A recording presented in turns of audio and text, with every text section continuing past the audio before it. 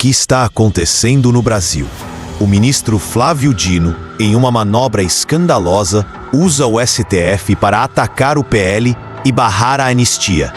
É hora de abrir os olhos para a verdadeira face do Poder Judiciário. Aproveitando, o link do nosso grupo no WhatsApp para atualizações está na descrição do vídeo. Entre lá. É um absurdo. O ministro Flávio Dino usou o STF, ou seja, usou seus poderes de STF, para intimar o deputado Sóstenes Cavalcante, que é o líder do PL na Câmara, e intimou ele para explicar a fala dele, dizendo que se o Mota barrasse o avanço da anistia, o PL ia administrar todas as emendas parlamentares às comissões que preside. E aí o Dino fez tudo isso, fez essa intimação com o objetivo muito claro de barrar a anistia. Você tem que entender isso para você ver como que o STF está agindo militantemente contra a anistia. E para isso, deixa eu fazer uma breve linha do tempo para você entender. Primeiro, o governo Lula buscou o STF para pedir que o STF barrasse a anistia pela via judicial. E aí o STF falou, não, olha Lula, a gente já resolveu muita coisa para você. Resolve isso aí na política e já tá desgastado demais. Aí o que o Lula fez? O Lula chamou o Hugo Mota para uma reunião e aí mandou barrar a anistia, dentro daqueles acordos que você sabe como é que funciona. E aí o Hugo Mota em seguida articulou com os líderes da Câmara para que a anistia não avançasse na Câmara dos Deputados. Aí eu mostrei não só isso, tudo num vídeo para vocês que aqui no canal, um vídeo que eu vou deixar aqui na tela e na descrição, mas eu mostrei especialmente como que o PL e a direita iriam aumentar a pressão sobre o Hugo Mota para que ele pautasse sim a anistia. E nesse vídeo que eu mencionei, eu mostrei para vocês a arma mais poderosa que o PL tinha nessa guerra pela anistia. E qual que era essa arma? Como o Mota estava descumprindo o seu acordo com o PL também podia descumprir o seu acordo anterior com o Mota sobre a distribuição das emendas parlamentares de comissão. O que é isso, Deltan? São os recursos do orçamento que são gerenciados pelas comissões da Câmara dos Deputados. E o PL ele tem a presidência de várias comissões e por isso ele tem mais de 6,3 bilhões de reais em emendas das 5 grandes comissões que o partido controla na Câmara. E em vez de dividir isso com os deputados das comissões de diferentes partidos, como foi acordado com Mota, o PL disse que usaria o dinheiro para distribuir as emendas apenas para quem apoiasse a anistia. É um instrumento legítimo e poderoso de barganha, de negociação que o PL tem. E aí, eis que, logo depois do Sóstenes dizer isso numa entrevista para a coluna da Bela Megali, no jornal o Globo, aí o ministro Flávio Dino vai lá e faz isso aqui, ó. Olha aí. Flávio Dino manda líder do PL na Câmara explicar fala sobre emendas. Como assim? O STF vai se meter em atividade política, é isso mesmo? Olha aqui, ó. O ministro Flávio Dino do STF deu nesse domingo, um prazo de 48 horas para o líder do PL na Câmara, o deputado Sóstenes Cavalcante, explicar as declarações sobre a forma de divisão das emendas parlamentares. A decisão foi tomada após Sóstenes afirmar à colunista Bela Megali do Globo que poderia romper um acordo e controlar 100% das emendas de comissão dos colegiados comandados pelo seu partido. A medida seria uma forma legítima de pressionar o presidente da Câmara, Hugo Mota, a pautar o projeto que prevê uma anistia aos envolvidos nos atos golpistas do 8 de janeiro. Me diz aí se tem uma prova maior de que os ministros do STF são políticos. O Supremo ele não foi provocado por ninguém.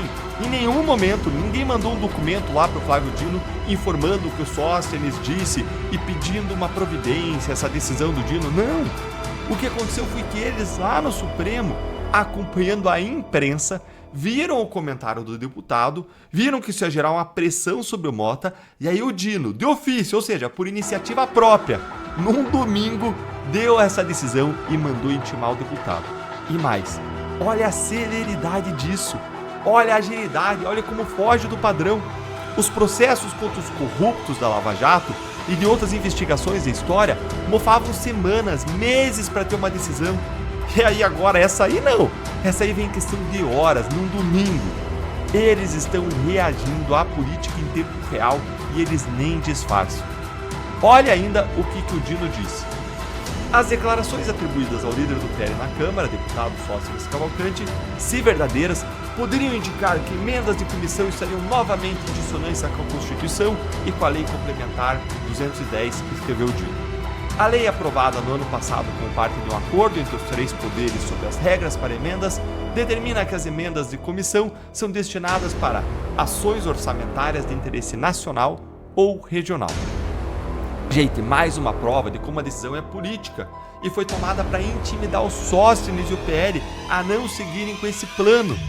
Porque o Dino e o STF sabem que usar as emendas seria uma arma efetiva para pressionar o Mota e avançar a anistia.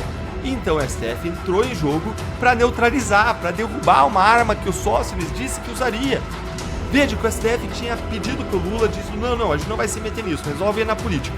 Mas aí assim que o negócio aperta, o STF vai e entra em campo. Agora, o ministro, gente, ele não poderia usar dessa forma aí, essa decisão preventivamente. Por quê? Porque isso é uma interferência no Poder Judiciário em outro poder, no Legislativo. Nem o Dino, nem a STF sabem efetivamente o que o PL vai fazer. Os atos ainda não existem.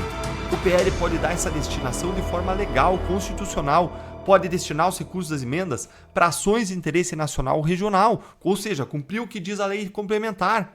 E pode fazer isso a partir da indicação dos deputados que apoiam a anistia. Simples assim, tudo resolvido. Não haveria nada de ilegal. Por isso que qualquer tipo de controle de legalidade dos atos só pode acontecer depois de qualquer ação, não antes.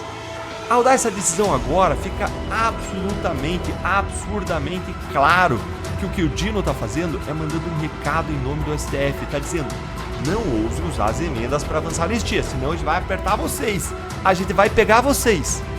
Essa é a verdade. Mas se for depender de Sóstenes, parece que a intimidação não funcionou muito não, viu? Olha aí o que o Sóstenes escreveu lá no X. O parlamento é livre. Deputado eleito pelo povo não se curva a ameaças de ministro do STF. Fazemos política com transparência dentro da casa do povo. E a luta pela anistia é justa, constitucional e legítima. Não aceitaremos censura, não aceitaremos intimidação.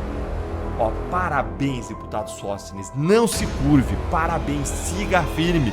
O Legislativo é soberano, vocês têm a força do voto, algo que ministro do Supremo nenhum tem, por maior que seja a toga e o rego deles. Não se intimide, continue firme e forte, o Brasil está com vocês nessa luta pela anistia. E eu quero compartilhar agora com você que está aqui comigo uma coisa pessoal. O Sóstenes, ele foi um dos deputados que estava lá na mesa diretora da Câmara dos Deputados quando eu fui cassado. Ele entendeu a injustiça do que estava sendo feito comigo e ele prometeu que ele não assinaria a minha cassação, que eu não veria a minha assinatura dele na decisão da minha cassação. Mas eu fui surpreendido ao descobrir que a assinatura dele estava no documento. Tempo depois eu encontrei ele e ele olhou no meu olho e disse que ele tinha 2 grandes arrependimentos na vida.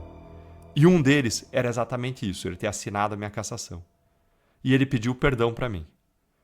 Vejam, ele podia manter o arrependimento dele para ele podia não confessar esse arrependimento que ele tinha, ele podia não pedir perdão. Afinal, eu nem mais era um colega dele, deputado no parlamento, não teria mais uma relação próxima. O que eu disse para ele em resposta ao que ele disse para mim é que ele estava perdoado. E eu conto essa história como um sinal de algo sobre algo nobre que a gente precisa reconhecer. A gente precisa reconhecer como nobre a pessoa que vem e ela reconhece um erro, que se arrepende e pede desculpas. Isso é algo raríssimo de você ver em pessoas que têm poder na política. Que a gente possa ter mais reconciliação, mais esse tipo de atitude entre pessoas de boa vontade na política e na vida, para que a gente possa seguir lutando juntos pelo que a gente acredita, por justiça, por liberdade, por prosperidade, por amor e por serviço. Isso eu estou falando da política, mas isso se aplica para a sua família também. Uma vez eu vi que uma família feliz não é uma família que não existe conflito, é uma família que existe muito perdão. A família que não existe conflito é uma família que simplesmente não existe. E da mesma forma como a gente se une lutando por as pessoas, por boas causas, a gente convida você a se unir a nós, deixando o seu like para a nossa indignação chegar mais longe. Agora eu quero ver a sua opinião também. O que você achou dessa nova tentativa de intimidação do STF? Conta pra mim nos comentários, curta o vídeo, se inscreve no canal, clica no sininho para você não perder análises como essa e se torne membro do canal para você receber conteúdos exclusivos. Além dessa, também isso é uma forma muito bacana de você estar apoiando o nosso trabalho. Um grande abraço e tenha um começo de semana abençoado. O que estamos testemunhando é uma tentativa clara de silenciar vozes e controlar o legislativo. Não podemos permitir que isso aconteça. Compartilhe sua indignação nos comentários, curta o vídeo e inscreva-se no canal. Juntos, vamos lutar pela liberdade e pela justiça. O Brasil precisa de você.